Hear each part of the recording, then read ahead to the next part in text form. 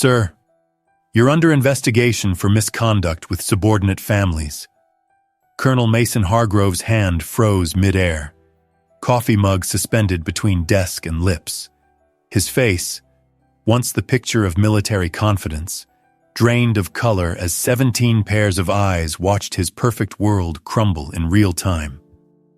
Behind the officers who had just invaded his sanctuary stood a man Mason never expected to see again.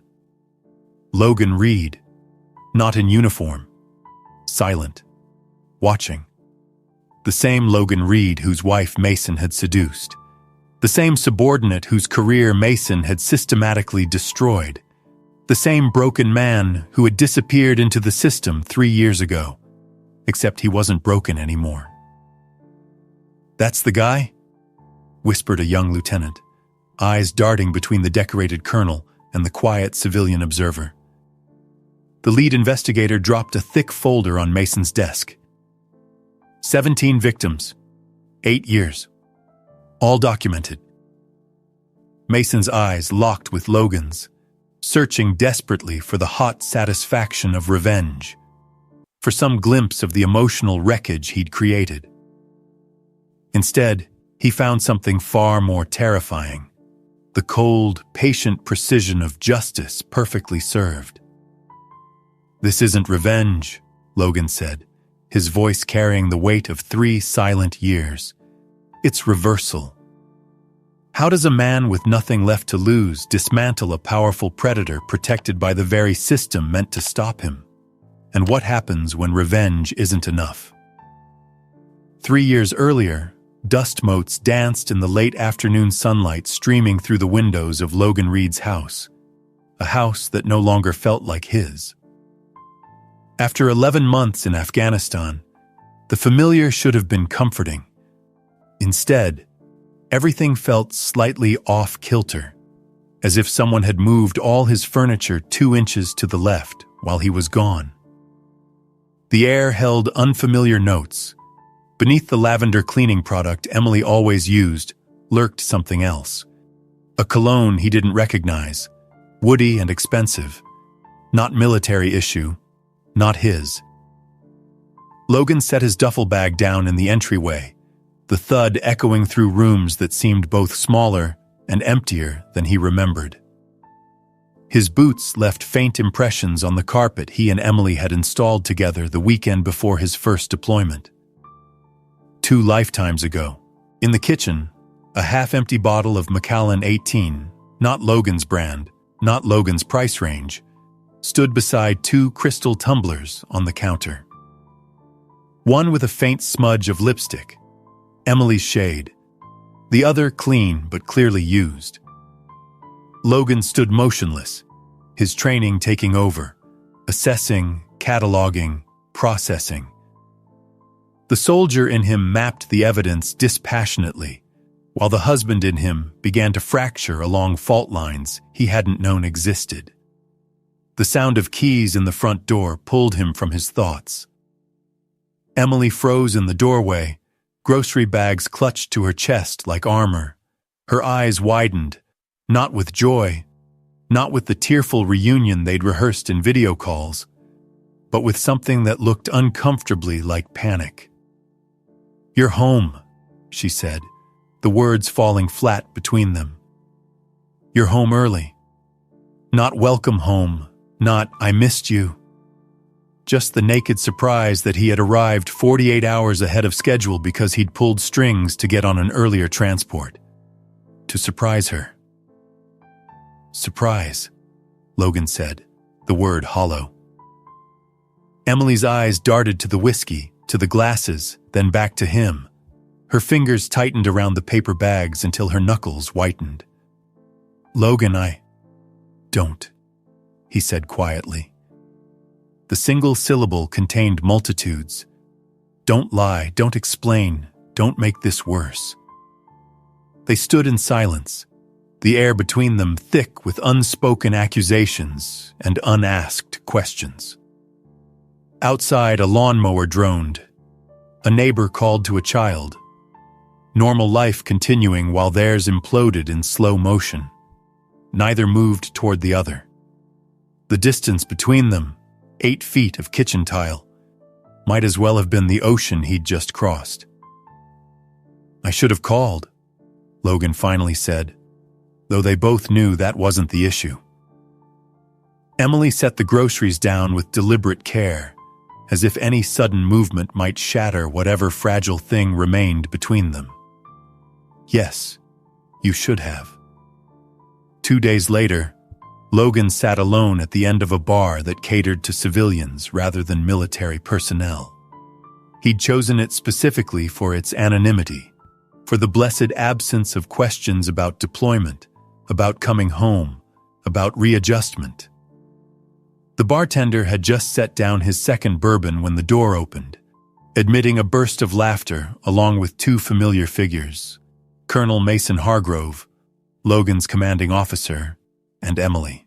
They didn't notice him in the shadowed corner. Didn't see how Logan's hand tightened around his glass until his knuckles matched the white of the ice cubes clinking inside it. Mason's hand rested at the small of Emily's back, proprietary, intimate, as he guided her to a booth. She leaned into him slightly, her body language speaking volumes in a language Logan had never wanted to learn. Logan watched as Mason ordered for both of them without consulting her. Watched as Emily smiled up at the colonel, the same smile she'd once reserved for Logan. Watched as Mason's fingers brushed hers across the table in a gesture that spoke of established patterns rather than new exploration. The bourbon burned Logan's throat as he drained it, laid cash on the bar, and left without being seen. He made no scene, spoke no accusations. His footsteps didn't falter as he walked past their booth, out the door, into the cool evening air. That night, he slept on the couch in his own home. Emily returned at 11:43 p.m. Neither acknowledged the other. The following Monday, Logan received transfer orders to the logistics division, effective immediately. The colonel's aide who delivered the paperwork couldn't meet his eyes. "Budget cuts," the young lieutenant mumbled. "Restructuring." Logan signed without comment. They both knew it was a lie. Logistics was where careers went to die. A bureaucratic wasteland of inventory and paperwork, far removed from the operational heart of the unit he'd served for 7 years. 3 weeks later, Emily's divorce papers arrived by certified mail. Logan signed those too. The house sold quickly in the hot market. Division of assets proceeded with cold efficiency. Emily took the furniture, the wedding china neither of them had ever used, the vacation photos from Maui. Logan didn't contest any of it. On his final day in what had been their home, Logan stood in the empty living room, keys in hand. The walls bore the ghostly rectangles of removed picture frames, lighter patches of paint marking where memories had once hung. Even the dust had been cleaned away, as if to erase any evidence that he had ever belonged there. His eyes lingered on one particular empty space, a slightly larger rectangle where his mother's photograph had hung. The last picture taken before cancer had taken her, her eyes crinkled with laughter despite the oxygen tube in her nose. The one thing he'd asked Emily to leave for him. Gone. Logan placed the keys on the counter where the whiskey bottle had stood that first day home. The sound they made against the granite seemed to echo in the barren rooms, a small final punctuation to the life he'd thought was waiting for him. He closed the door without looking back, stepped into the crisp autumn air, and felt nothing at all. The logistics warehouse became Logan's monastery. Fluorescent lights replaced sunlight. Inventory sheets became scripture, and silence became his vow. He arrived first each morning, left last each evening, and spoke only when necessary, terse, functional phrases stripped of all personality. His co-workers initially attempted conversation, then questions, then concerned glances, and finally settled into treating him like particularly efficient furniture. "Reed's a machine," they'd say when he was just out of earshot, but not beyond his awareness. Divorce broke him, or maybe it was Afghanistan. They were wrong. He wasn't broken. He was condensing, distilling himself down to essential elements, burning away everything extraneous until only purpose remained. His apartment near base held nothing personal. White walls, functional furniture, no photographs, no mementos, no evidence of a past or future. Just a temporary container for a body that needed somewhere to sleep between work shifts. Except for one wall. The wall facing his bed held a single item. A framed magazine cover featuring Colonel Mason Hargrove under the headline, "Leadership with Honor, Rising Stars in Today's Military." Mason's confident smile beamed out from under the glass, his uniform impeccable, medals gleaming. Logan had placed it there deliberately, the last thing he saw before sleep, the first thing he saw upon waking.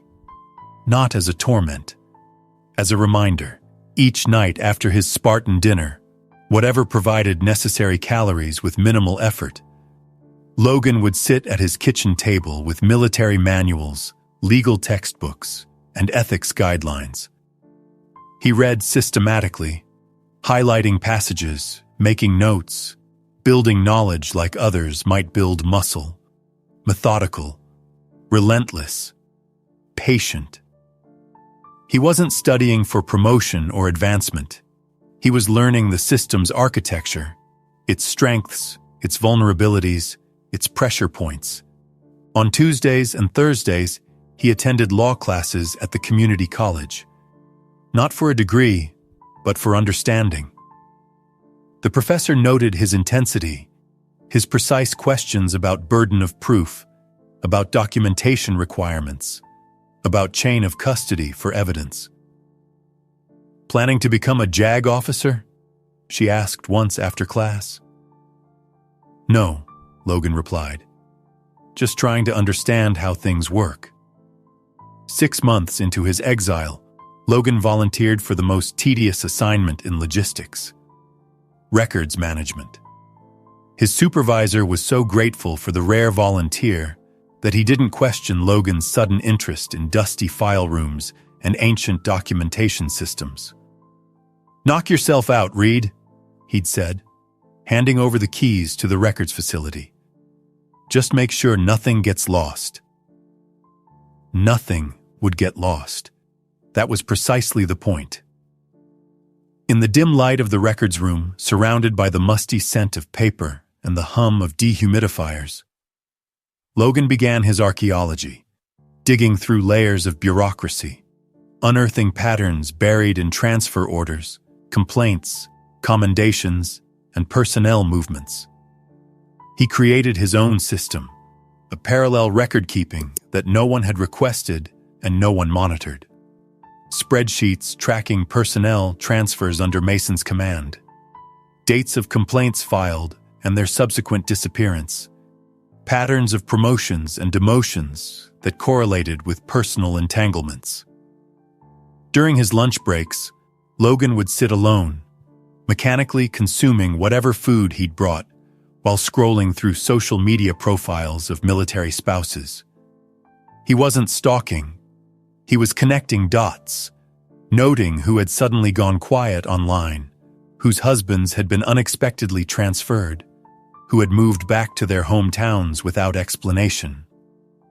Once, a fellow logistics specialist caught sight of his screen, a Facebook profile of a woman named Diane Mercer, wife of a sergeant who'd been abruptly reassigned to Korea. "Jesus, Reed, you dating again?" the co-worker asked, attempting camaraderie. "Research," Logan replied without elaboration, closing the laptop. At night, when sleep eluded him, Logan would stare at Mason's framed image on his wall. The anger that had initially fueled him had burned itself out months ago, replaced by something colder, clearer, and infinitely more dangerous. Purpose. He no longer dreamed of confrontation, of physical retribution, of the momentary satisfaction of fists against flesh.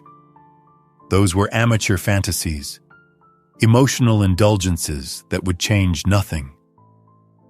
Instead, he envisioned systems collapsing under their own documented contradictions, evidence assembled with such meticulous care that denial became impossible. On rare occasions, Logan would encounter Emily on base, her civilian job and family services occasionally bringing her into the same orbit. They would pass like strangers, her eyes sliding away from his gaze passing through her as if she were mist. He felt nothing in these moments. Not pain, not longing, not even the satisfaction of indifference. She had become irrelevant to the architecture he was building. Mason was harder to avoid. As base commander, his presence was ubiquitous. His voice on intercoms, his signature on orders, his face at ceremonies. Logan would stand at the required distance during mandatory events, his expression blank as Mason delivered speeches about honor, about sacrifice, about the sacred trust between leaders and those they commanded. Once, their eyes met across the parade ground. Mason's confident smile faltered for just a moment, a microscopic hesitation that no one else would have noticed. Logan's expression never changed. He simply held the colonel's gaze until Mason looked away first. That night, Logan added another page to his growing file. Not a page of evidence or documentation, but a single question written in his precise handwriting. What does a man fear most? The answer came to him as he stared at Mason's framed face on his wall. A man who has built his life on perception fears only one thing: the truth. A year into his silent metamorphosis, Logan applied for a transfer to the Inspector General's office, specifically the Administrative Support Division. His supervisor was relieved to approve the request. Reed was efficient but unsettling, like working alongside a ghost. "Good luck, Reed," he said, signing the transfer paperwork. "Maybe try talking to people once in a while, yeah?" Logan nodded, the ghost of a smile touching his lips for the first time in months. "I'll be doing a lot of listening." The next day, Logan removed Mason's framed magazine cover from his wall. He didn't throw it away. He placed it carefully in a growing file of documents, evidence, and notes, the foundation stones of what was to come. In its place on the wall, he hung a simple printed quote, unattributed: "Justice is not revenge. It is restoration." The Inspector General's office occupied a nondescript building at the edge of the base, intentionally removed from the command structures it was designed to monitor. Inside, beneath fluorescent lights that buzzed like distant insects, Logan found his perfect habitat. As administrative support, he became the silent processor of complaints, the organizer of investigations, the keeper of records that few bothered to examine closely. Within 3 months, he knew the filing system better than people who had worked there for years. Within 6, he had mapped the entire complaint process, where reports entered the system, how they moved through channels, where they stalled, and most importantly, where they disappeared. Logan's desk sat in a corner, angled to give him privacy while affording a view of the entire office. He kept it meticulously organized, his computer screen always tilted away from casual observation. His co-workers found him helpful but forgettable, the human equivalent of a well-functioning appliance. "Reed?" "Yeah, he's, just Reed," his supervisor explained to a visiting officer. "Gets the job done. Never complains. Perfect for this role, really." Perfect indeed. Because from his unremarkable position, Logan could track every complaint that entered the system, including those concerning Colonel Mason Hargrove. The first file appeared 4 months into Logan's tenure. A formal complaint from Lieutenant Jessica Winters regarding inappropriate conduct and comments from Colonel Hargrove during a staff retreat. Logan processed it according to protocol, entering it into the system, assigning the tracking number, routing it to the appropriate investigator. 2 weeks later, the file was closed. Insufficient evidence. Complainant withdrew statement. Logan made a copy before returning the original to archives. That night, in his apartment, he created a new folder on his personal laptop. Hargrove, Pattern 1.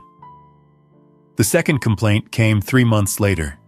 Sergeant Diaz's wife reporting uncomfortable interactions at the officers' club. Again, Logan processed it per procedure. Again, it disappeared, this time with a notation.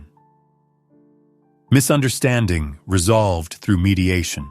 Logan added it to his growing file, along with the subsequent transfer order moving Sergeant Diaz to Fort Irwin, California, about as far from Mason as possible while remaining in the continental United States. By the 18-month mark of his silent campaign, Logan had documented 7 separate complaints against Mason, all filed, all subsequently buried, all followed by convenient reassignments or sudden retractions. None, on their own, provided definitive evidence of wrongdoing. Together, they formed a pattern that was impossible to dismiss as coincidence. But Logan needed more. He needed to understand the mechanics of how Mason was engineering these disappearances. The answer came on a rainy Tuesday afternoon, when Colonel Hargrove himself visited the IG's office. Logan kept his head down, appearing absorbed in his computer screen while tracking Mason's movements through the reflection in his darkened phone screen. Mason bypassed the front desk, heading directly to Major Whitaker's office, the senior investigator who had handled 3 of the complaints against him. Their conversation was brief, their handshake lingering. As Mason left, Logan noticed something that others might have missed. The slight bulge of an envelope passing from Mason's hand to the Major's, disappearing smoothly into Whitaker's desk drawer. That night, Logan added a new section to his file: compromised channels. The following week, Logan volunteered to organize the digital archives, a task everyone else avoided like a communicable disease. His supervisor practically hugged him. "Knock yourself out, Reed. Just don't get lost in there." But getting lost was precisely Logan's intention. Buried in the digital labyrinth of the IG's record system, he discovered the pattern he'd suspected. Cases involving Mason were consistently routed to the same 3 investigators, all of whom had served under him earlier in their careers. All of whom owed their current positions to his recommendation. Logan documented everything: the routing patterns, the timing of case closures, the language used in dismissals, each piece individually explainable, collectively damning. 4 months later, Logan's methodical excavation yielded its most valuable artifact yet. While processing routine personnel files, he discovered Mason's name on a preliminary consideration list for Brigadier General, a promotion that would elevate him to the highest echelons of command, expanding his influence and insulating him further from accountability. The supporting documentation included glowing recommendations emphasizing Mason's exemplary leadership and trusted relationship with military families. Logan stared at the screen, the irony burning like acid in his throat. That evening, as rain lashed against his apartment windows, Logan spread his collected evidence across his kitchen table: complaint files, transfer orders, routing patterns, personnel records. 2 years of patient accumulation. He began organizing it chronologically, then by type of offense, then by victim. Patterns emerged like constellations, clearer when viewed from a distance. Mason's predatory behavior had evolved over time, becoming more sophisticated, more insulated from detection. His earliest transgressions were clumsy, leaving more obvious evidence. His later actions showed refinement, using the system's own mechanisms to protect himself. Logan worked through the night, fueled by black coffee and cold purpose.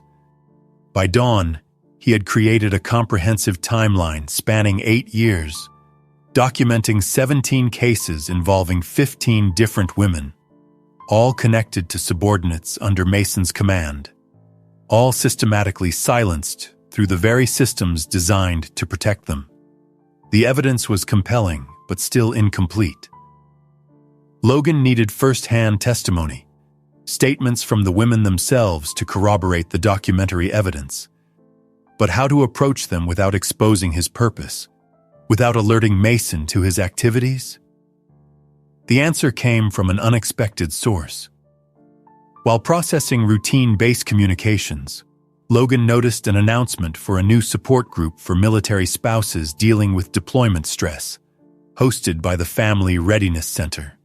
The facilitator's name leapt from the page: Diane Mercer, the same woman whose husband had been abruptly transferred to Korea 3 years earlier after she had spent time at the Officers Club. Logan attended the meeting as the administrative representative from the IG's office, a plausible presence that raised no eyebrows. He sat quietly in the back, taking notes as Diane spoke about resilience, about support systems, about the importance of spouses looking out for one another. After the meeting, Logan approached her with carefully rehearsed, casual interest. "Mrs. Mercer, I'm from the Inspector General's office. We're conducting a routine review of family support programs. Could I ask you a few questions about your experience?" Their conversation began professionally, clinically. Logan asked standard questions about program effectiveness, about resources, about communication channels. Then, watching her carefully, he mentioned Colonel Hargrove's pending promotion. Diane's expression flickered, a momentary tightening around the eyes, a slight tension in her shoulders. Almost imperceptible. Almost. "I understand Colonel Hargrove has been a strong advocate for family programs," Logan said, his tone neutral. Diane's laugh held no humor. "Is that what they're calling it now?" The dam broke. Over coffee in a quiet corner of the base cafe, Diane shared her story. The unwanted attention, the escalating comments, her husband's complaint, the sudden transfer that separated their family. Logan listened without judgment, without visible reaction, asking occasional clarifying questions while his mind cataloged every detail. "Why are you telling me this?" he finally asked.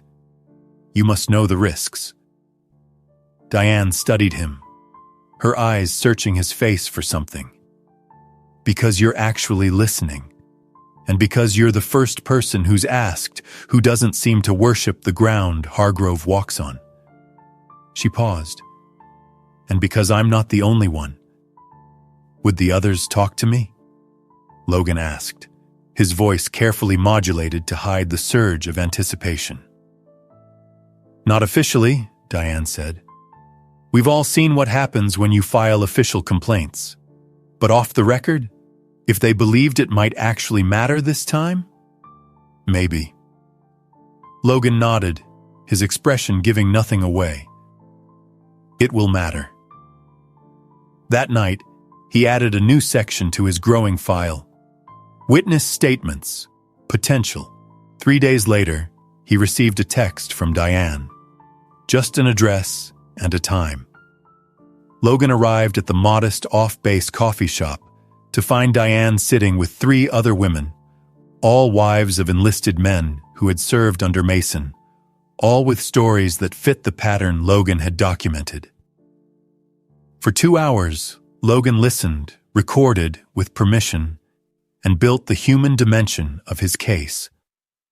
The women spoke in low voices, glancing occasionally at the door, their stories overlapping and reinforcing each other, creating a tapestry of abuse of power too consistent to dismiss. As they prepared to leave, one of the women, Sarah, whose husband had been denied promotion after she rebuffed Mason's advances, gripped Logan's arm. "What makes you think anything will be different this time?" she asked, her eyes searching his. Logan met her gaze steadily. "Because this time, everything is documented, and this time, it doesn't go through the usual channels." "Why are you doing this?" Diane asked. "What's your stake?" Logan considered the question, weighing truth against necessity. "Let's just say I understand what happens when people with power believe they're untouchable." As he walked back to his car, Logan felt something he hadn't experienced in nearly 3 years. The faintest flicker of something like satisfaction. Not happiness, not even justice yet, but the certainty of momentum, of machinery set in motion that could no longer be stopped. The 78-page document sat on Logan's kitchen table, its weight seeming to exceed its physical mass.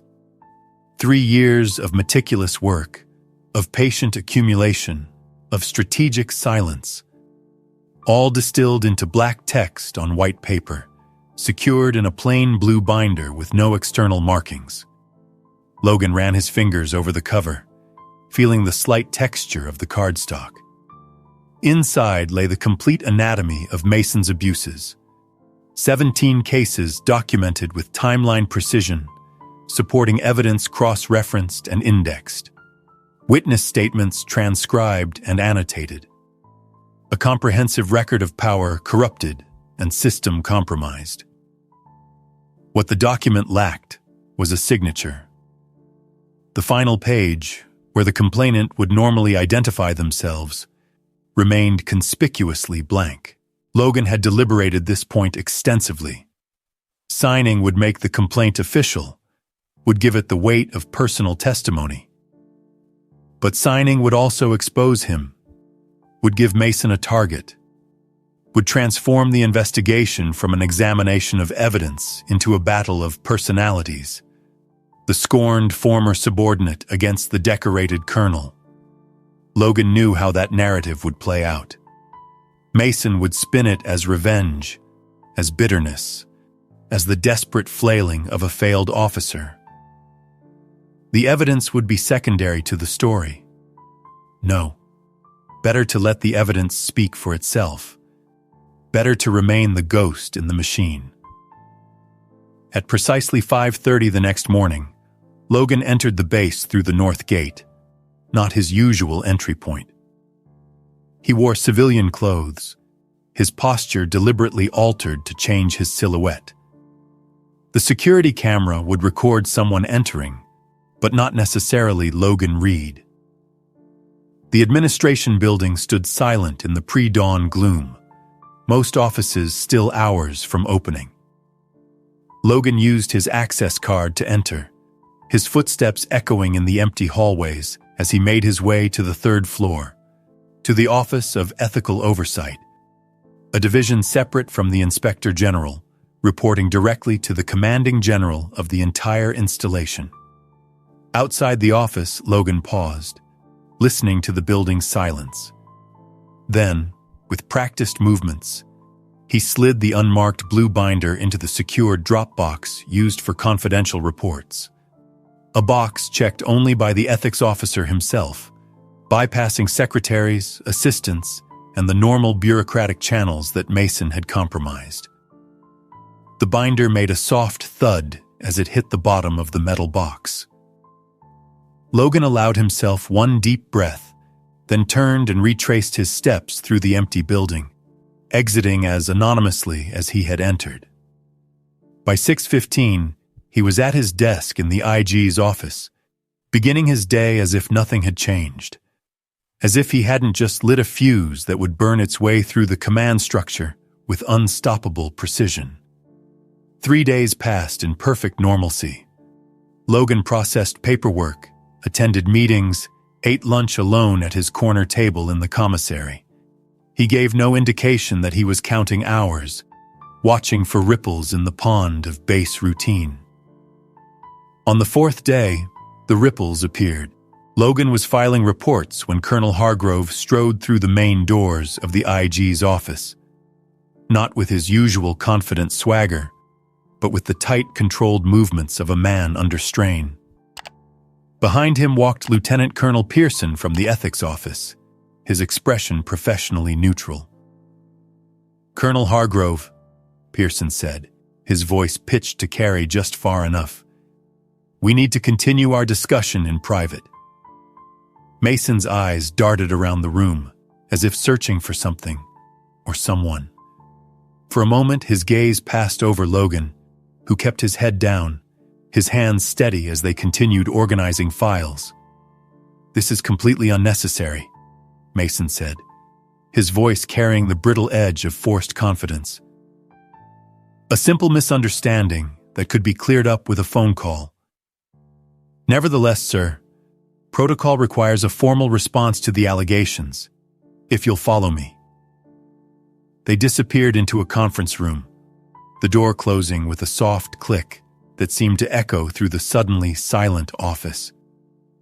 Logan continued working, his movements unhurried, his breathing even. Only someone watching very closely would have noticed that he hadn't turned a page in the file before him for several minutes. Conversations resumed around him, voices lowered to urgent whispers. What was that about? Ethics office doesn't make house calls for nothing. Hargrove looked like he'd seen a ghost. A ghost.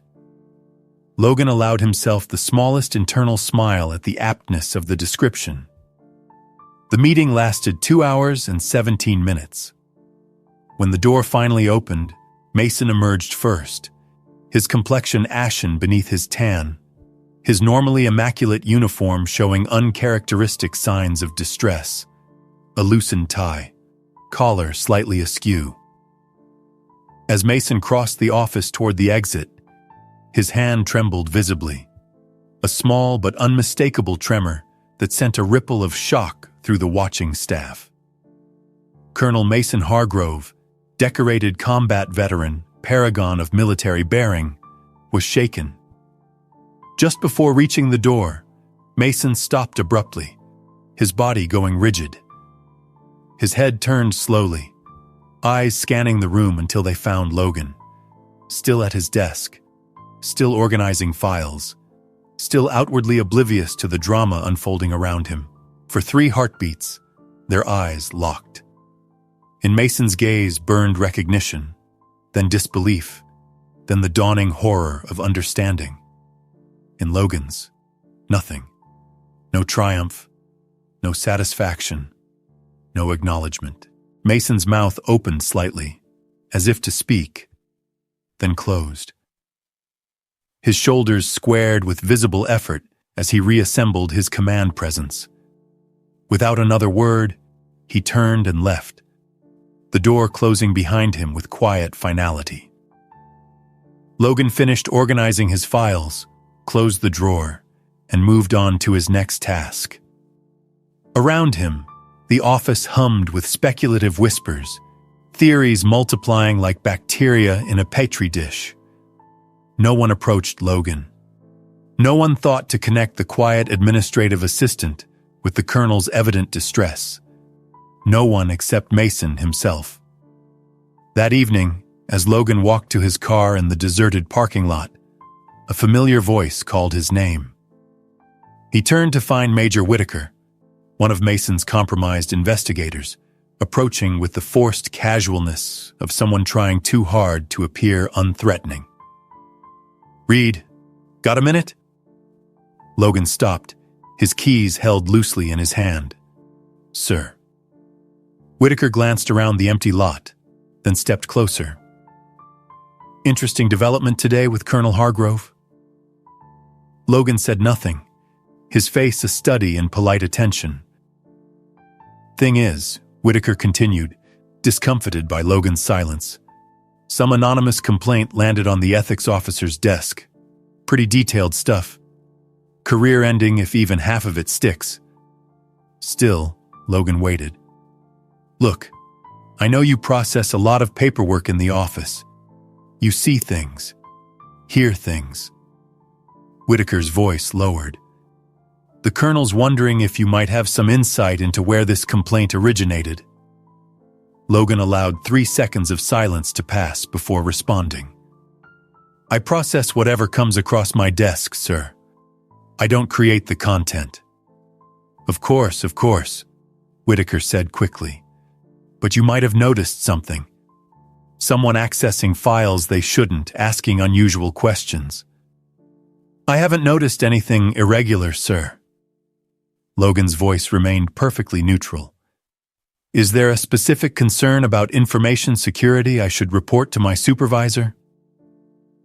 Whitaker's expression hardened slightly. Don't play dumb, Reed. We both know what's going on here. With all due respect, sir, I don't believe we do. Logan met his gaze steadily. If the ethics office is investigating Colonel Hargrove, that's their prerogative. My job is to maintain proper documentation and procedural integrity within the IG's office. This isn't going anywhere, you know, Whitaker said, his tone shifting to dismissive. The colonel has friends in high places. One anonymous complaint isn't going to change that. Then there's nothing to worry about, Logan replied evenly. Evidence either exists or it doesn't. The truth isn't dependent on who presents it. Whitaker studied him for a long moment, then shook his head. You're making a mistake if you're involved in this. The colonel doesn't forget people who cross him. Neither do I, sir. Logan's voice remained level, but something in his eyes made Whitaker step back slightly. Have a good evening, Major. Logan drove home in silence, his movements as precise and controlled as ever. Only when he had locked his apartment door behind him did he allow himself to exhale fully. A long, slow release of breath he felt he'd been holding for 3 years. He knew what would come next. Mason would attempt to identify the source of the complaint, would try to discredit it, would leverage every connection and call in every favor. Standard counterattack procedures when faced with threat. But the file contained no single point of failure, no vulnerability that could be exploited. Each piece of evidence was independently verifiable. Each witness statement could be corroborated. The pattern once seen could not be unseen. Logan had built a case that didn't depend on him. That would stand even if he disappeared tomorrow. That had been the point all along. Not revenge, but restoration. Not personal vindication, but systemic correction. He made himself a simple dinner: grilled chicken, steamed vegetables, brown rice. As he ate, he reviewed mental contingencies, mapped potential responses to Mason's likely countermoves. The game was in its final phase now. All pieces were in position. Logan slept soundly that night for the first time in 3 years. The base hummed with rumors over the next 2 weeks. Whispered conversations that stopped when officers approached. Significant glances exchanged in the commissary. The subtle reorientation of social constellations as people calculated their proximity to the unfolding scandal.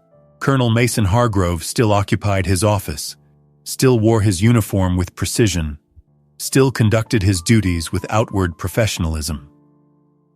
But subtle changes registered to those who knew where to look.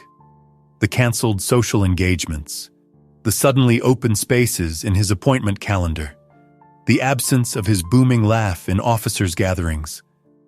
Most telling was his name's disappearance from the Brigadier General promotion list. No announcement, no explanation. Just a revised document circulated through command channels with Mason's name conspicuously absent.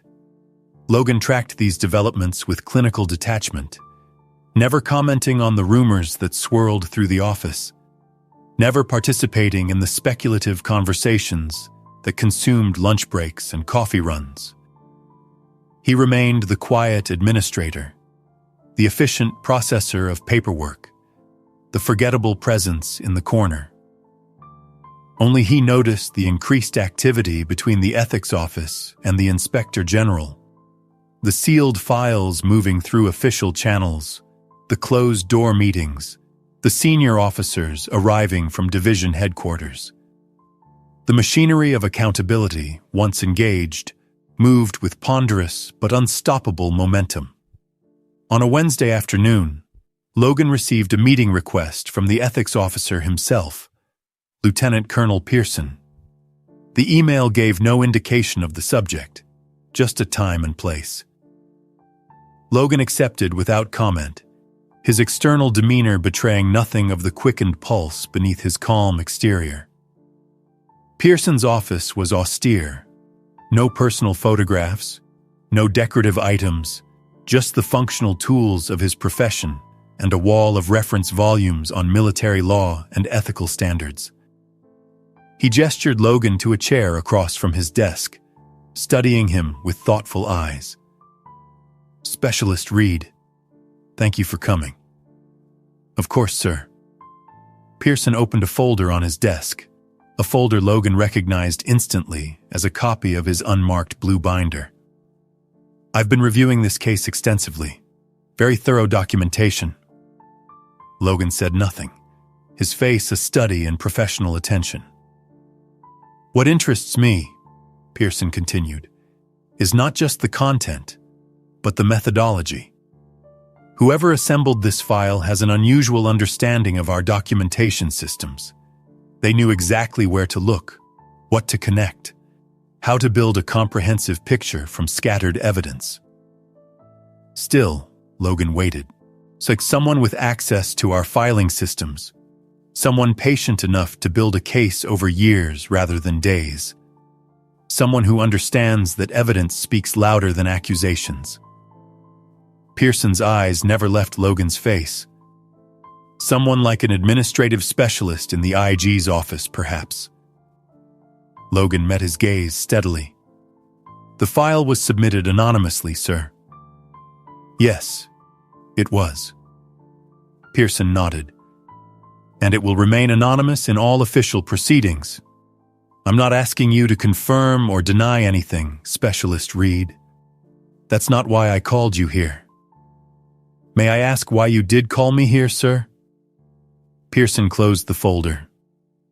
"2 reasons. First, to inform you that Colonel Hargrove has requested early retirement, effective next month. His request has been accepted." Logan's expression didn't change, though something shifted behind his eyes.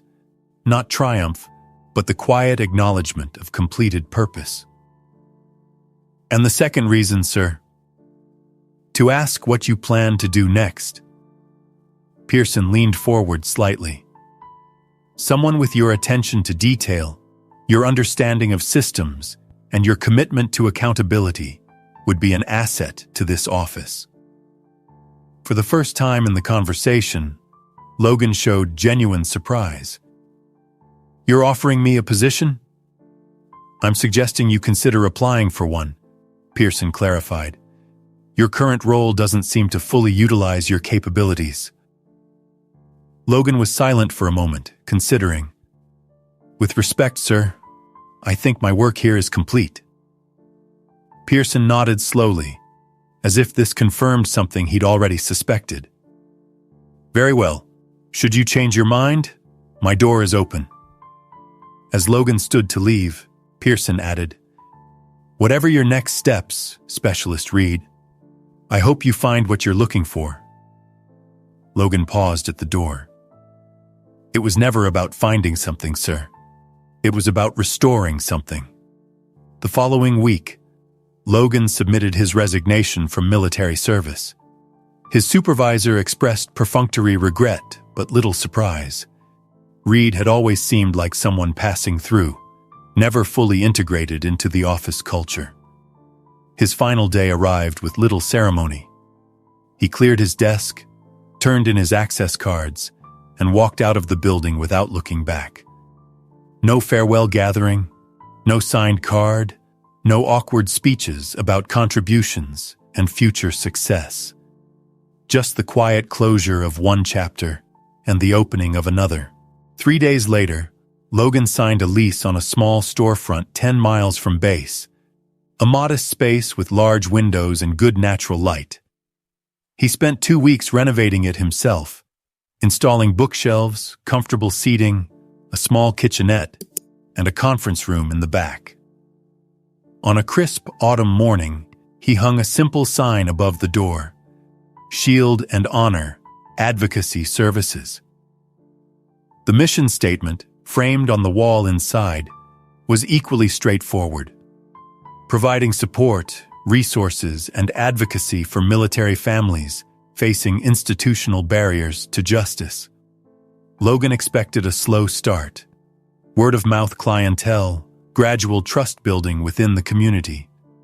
He was prepared for months of quiet operation before gaining traction. He had patience. He had resources from his military savings. He had purpose. What he didn't expect was Diane Mercer showing up on his doorstep the day after he opened, 2 other women in tow. "We heard you were doing this," she said without preamble. "We want to help." Within a month, Shield and Honor had become an unofficial clearinghouse for information, support, and strategic advocacy.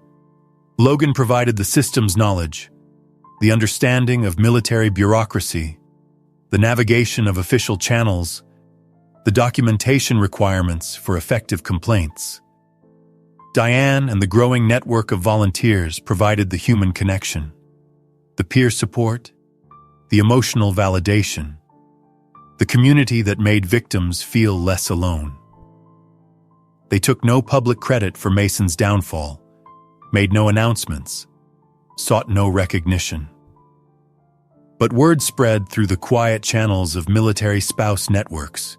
If you had a problem, if the system was failing you, Shield and Honor could help. Logan worked methodically, his approach unchanged from his time in the IG's office. Patient, thorough, evidence-based. But something had shifted in him. The ice that had encased him for 3 years had begun to thaw, not into the warmth of his former self, but into something new, a tempered strength, a purposeful presence. He spoke more now, listened more openly. His eyes, once focused only on documents and evidence, now met those of the people who came seeking help. He learned their names, remembered their stories, followed up on their cases with personal attention rather than procedural efficiency. 6 months after opening Shield and Honor, Logan received an unexpected visitor. General Harris, the base commander, walked through his door one afternoon without appointment or entourage. Logan rose from behind his desk, his face composed. "General, this is unexpected." "I imagine it is." Harris glanced around the modest office with thoughtful eyes. "Interesting operation you've built here, Reed." "We provide a needed service, sir." Harris nodded slowly. "Yes, you do. Though it's a service that shouldn't be needed if our systems worked properly." He met Logan's gaze directly. "I've been reviewing our internal processes since the Hargrove situation. Found some concerning gaps." Logan said nothing, waiting. "I'm establishing a civilian oversight committee for family advocacy issues, independent reporting channels, direct access to command. I'd like you to consider serving as a consultant." For a moment, Logan studied the general, searching for hidden motives, for the trap beneath the offer. He found none, just the practical recognition from one system builder to another that structures needed maintenance, needed occasional reconstruction. "I'll consider it, sir. That's all I ask." Harris turned to leave, then paused. "For what it's worth, Reed, what happened with Hargrove, it needed to happen." After the general left, Logan stood at the window, watching the autumn leaves skitter across the parking lot. 3 years ago, he had been a different man, a soldier returning home, a husband expecting welcome, a person with normal hopes and normal wounds. That man had died in the silence of an empty house, in the betrayal of broken vows, in the systematic dismantling of a career. What had emerged wasn't the same man restored. It was something else. Something forged in the cold fire of purpose, tempered by patience, shaped by the slow, grinding work of justice rather than the hot satisfaction of revenge. Logan turned back to his desk, where 3 new case files awaited his attention. 3 more stories of system failure, of power misused, of voices unheard. He opened the first file and began to read, his eyes clear, his purpose defined, his path forward illuminated not by the shine of medals or the glare of recognition, but by the quieter light of work that mattered. Autumn gave way to winter, then spring, then summer again. Shield and Honor grew steadily, not in size or prominence, but in effectiveness. Logan maintained its deliberately low profile, operating just below the radar of official recognition, while building a reputation for methodical competence and unwavering discretion. The Civilian Oversight Committee General Harris had established was functioning well, creating new pathways for accountability that bypassed the old compromised channels. Logan's role as consultant kept him connected to the formal military structure without reinserting him into it. The perfect balance of insider knowledge and outsider independence. On a humid July afternoon, Logan was locking the office door when a familiar voice called his name. He turned, keys still in hand, to find Emily standing on the sidewalk. Emily, whom he hadn't spoken to in 3 years, whose face he had systematically erased from his daily thoughts.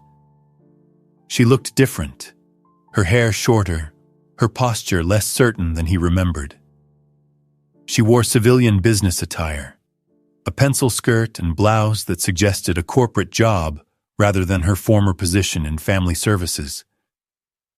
"Logan," she said again, as if testing whether the name still functioned between them. "I heard about your place here, about what you're doing." Logan pocketed his keys, his movements unhurried. "Emily." An awkward silence stretched between them, filled with unspoken questions, unresolved endings. "Could we talk?" she finally asked. "Just for a few minutes." Logan considered refusing, considered walking to his car without another word. What was there to say that mattered now? What purpose would it serve?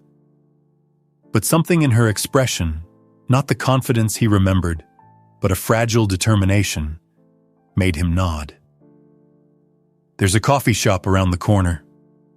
They walked in silence, the space between them charged with history. The coffee shop was nearly empty at this hour, the afternoon rush having subsided. They took a table by the window, ordered drinks neither seemed interested in consuming. "You look well," Emily said after their coffees arrived. "Different, but well."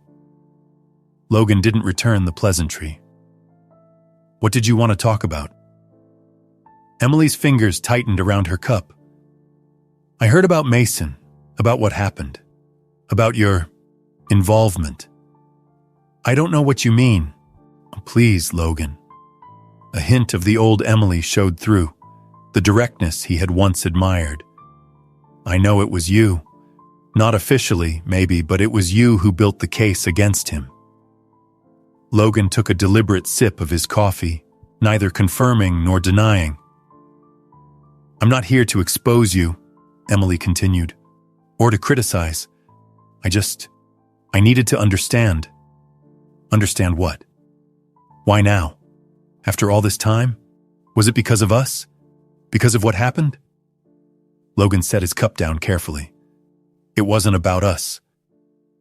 "Then what was it about?" "It was about a system that was broken, about power being misused, about people who couldn't protect themselves." Logan's voice remained even, controlled. Mason was a symptom of something larger. Emily studied him, searching for something in his face. Anger, perhaps, or bitterness. She found neither. "I made a mistake," she said finally, her voice dropping. "With you. With everything." Logan didn't respond immediately.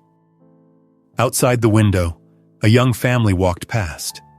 A father in uniform, a mother holding a toddler's hand, their movements synchronized by years of shared rhythm. "Why are you here, Emily?" Logan asked, turning back to her. "What do you want from this conversation?" She looked down at her untouched coffee. "I don't know. Closure, maybe. Understanding." She paused. "Forgiveness, if that's even possible." "I'm not the person you need forgiveness from." "What do you mean?" "I mean," Logan said carefully, "that whatever happened between us is finished. Has been for years. I don't carry it anymore." "Just like that?" A flash of the old hurt colored her voice. 3 years of marriage just erased? "Not erased. Completed." Logan met her gaze directly. "We ended. That chapter closed. I've moved forward. With shield and honor." "Yes." Emily was quiet for a moment. "I wasn't strong enough then," she finally said. "When you came back from deployment, I wasn't strong enough to tell you the truth, to end things properly before." She trailed off. "Before Mason." She nodded, her eyes dropping again. "I told myself it was to protect you, that you were already dealing with so much from the deployment. But that was a lie I told myself. I was just a coward." Logan absorbed this, feeling the words land somewhere distant from his core, acknowledged, but not wounding. The revelation that would have devastated him 3 years ago now felt like information about strangers in a story he'd once read. "I wasn't strong enough either," he said finally. "I came back different, closed off, unreachable. That doesn't excuse what I did. No, but it contextualizes it."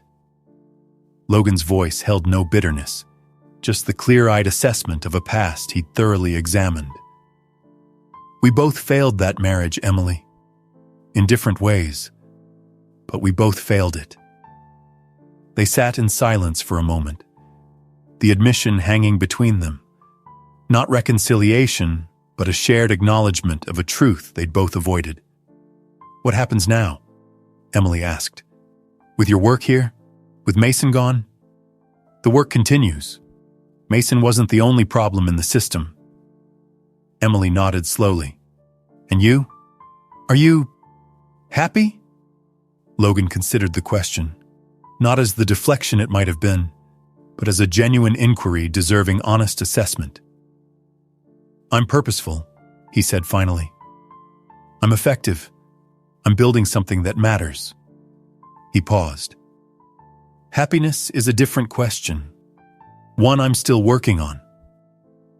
"I hope you find it," she said, and he was surprised to hear genuine warmth in her voice. "You deserve that, Logan. After everything." As they prepared to leave, Emily hesitated, then asked, "Would it be all right if I stopped by sometime? To see your work? Maybe volunteer?" Logan studied her, the uncertainty in her posture, the tentative offering in her eyes. Not a request for reconciliation or redemption, but for purpose. For a way forward that acknowledged the past without being imprisoned by it. "Shield and Honor operates on Tuesdays and Thursdays," he said finally. "Diane Mercer coordinates the volunteers." Emily nodded, understanding the boundaries of his response. Not rejection, not welcome, but a neutral space where new patterns might form, distinct from old wounds. They parted on the sidewalk outside the coffee shop, with no embrace, no promises of future contact. Just the quiet acknowledgement of a conversation completed. Logan walked back to his car alone, feeling strangely lightened. Not by forgiveness granted to Emily, but by the realization that forgiveness had become unnecessary. The weight he'd carried hadn't been anger at her betrayal, but his own perceived failure. The failure to see, to know, to prevent his own unmaking. That evening, Logan stood in his apartment, looking at the wall where Mason's framed magazine cover had once hung, where the quote about justice had replaced it. Both were gone now, the wall bare except for a single item, a letter from a young sergeant's wife, thanking Shield and Honor for helping her navigate a harassment complaint, for standing beside her when the system had failed. Logan traced the handwritten words with his fingertips, feeling the slight indentations in the paper, physical evidence of impact, of purpose fulfilled, of broken systems slowly being rebuilt. He thought about Emily's question. "Are you happy?" The answer wasn't simple. Happiness had never been his goal in this long, cold journey. Purpose had, justice had, restoration had. Yet something had shifted in him over these months at Shield and Honor. A thawing that wasn't a return to his former self, but the emergence of something new. Not the carefree soldier who had left for deployment, nor the ice-veined strategist who had methodically dismantled Mason's career, but someone else. Someone who could feel satisfaction in work well done, connection with those he helped, even occasional moments of quiet joy and purpose fulfilled. Logan opened his window to the summer evening, letting the warm air circulate through rooms that had been closed for too long. From the street below came the sounds of life continuing. Conversations, laughter, a dog barking, a child calling. The ordinary symphony of human existence that had played on without him while he had been encased in his singular purpose. He thought of Mason, now retired to some distant state. His career ended not in the blaze of glory he had envisioned, but in quiet disgrace. There was no satisfaction in the thought, no vindictive pleasure. Just the knowledge that a broken gear in the system had been removed, allowing the machinery of justice to function more smoothly. Logan thought of Emily, of their conversation, of the strange peace he had found in it. Not reconciliation, not forgiveness, something more valuable. Release. The final cutting of a cord that had bound him to a past that no longer served any purpose. Tomorrow, Shield and Honor would open its doors again. New cases would arrive, new stories of system failure, new opportunities for correction and restoration. The work would continue, not from vengeance or bitterness, but from the clear-eyed recognition that systems required constant maintenance, constant vigilance, constant care. Logan stood at the window for a long time, watching the day's light fade into evening's softer hues. He didn't fall, he thought. He stepped aside and made space for justice to stand. In that quiet moment, in the gathering dusk of a summer evening, Logan Reed finally allowed himself to recognize what had happened over these 3 years of patient purpose. He hadn't just dismantled Mason's corrupt edifice. He hadn't just created Shield and Honor. He had rebuilt himself, not as he was before, but as something stronger, clearer, more purposeful. The revenge he had initially sought would have left him empty, a vessel drained of purpose once its target was destroyed. But what he had built instead, this patient, methodical restoration of justice, had filled him with something sustainable, something that would outlast any single victory or vindication. He closed the window as darkness fell, turned on a lamp, and sat down with tomorrow's case files. There was still work to be done. There would always be work to be done.